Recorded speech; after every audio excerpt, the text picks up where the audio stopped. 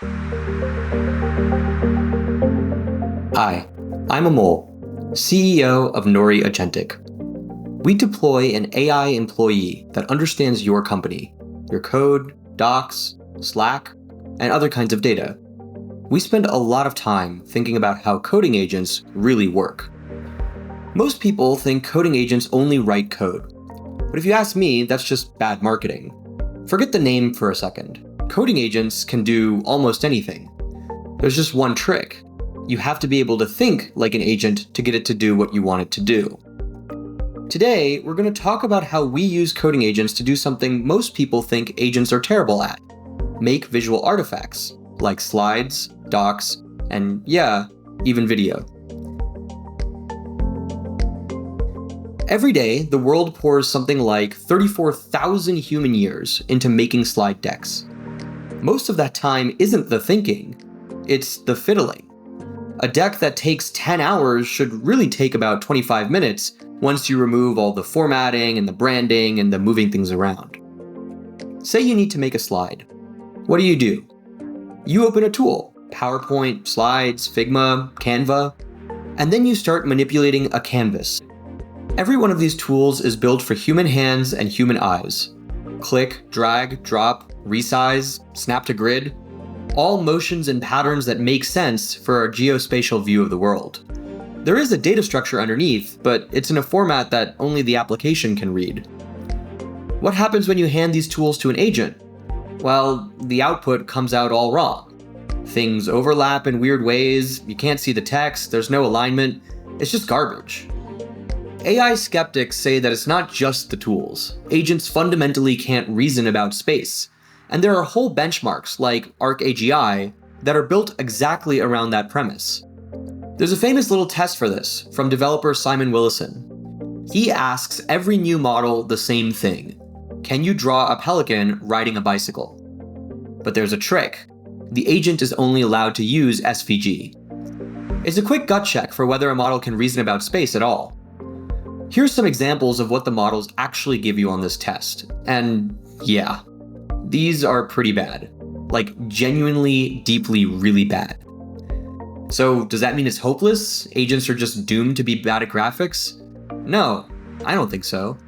If you ask me, it's not the model, it's the medium.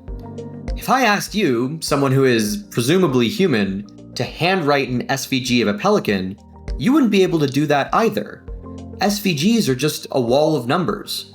You can't go from a wall of numbers to a pelican. You just can't see that way. That's just not how people think. We think graphically. So we build tools that let us draw on a canvas. Figma MCPs, PowerPoint CLIs, screenshot and replace loops. What do all of these agent tools have in common? They all approach the problem like a human. But an AI is not a human. Asking an AI to use a canvas is like asking a human to write SVG by hand. It doesn't really make sense. You need to give the AI tools based on how it thinks, not in pixels, in language. Words, tokens, structure. That is its native medium.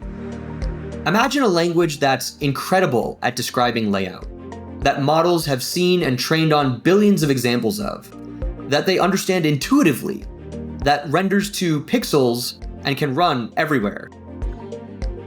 Oh, right. HTML lets a model think in structure. HTML tags have meanings built into the language, a heading, a chart, a grid, and the browser turns it all into pixels. So the model never actually places a coordinate, and you can get all sorts of visual effects, charts and layouts, fonts and motion, all of it for free.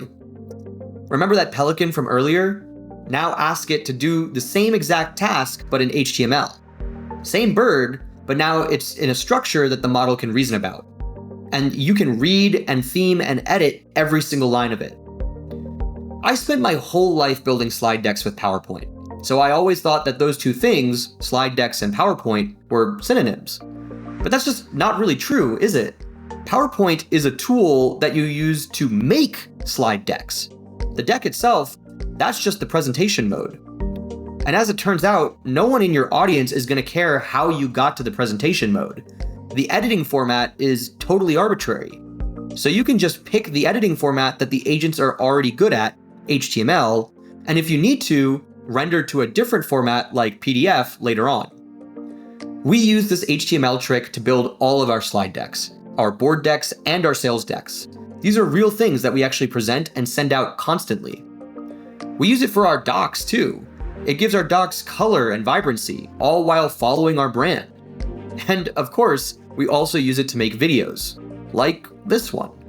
What you're watching is just HTML and CSS. It's literally just divs all the way down. Almost everything is better with a little structure and a little bit of color. Plain text is a choice, generally a choice of convenience, but it's usually the wrong one if you're actually trying to create something of use. Now, I do want to take a quick beat here and point out that a beautiful deck on its own is generally not worth anything. You still have to go and get all of that content, all of the things that actually populate that deck, right? Well, again, we can think like the model.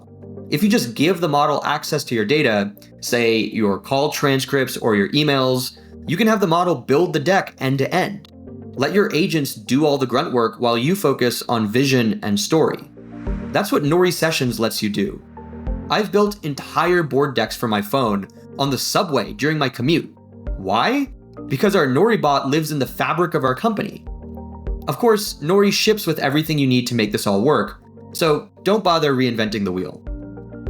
That's my little spiel. Thanks for listening. If you have just one takeaway, it's this.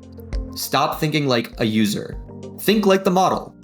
Give it the right language, and for graphics, all you need is HTML.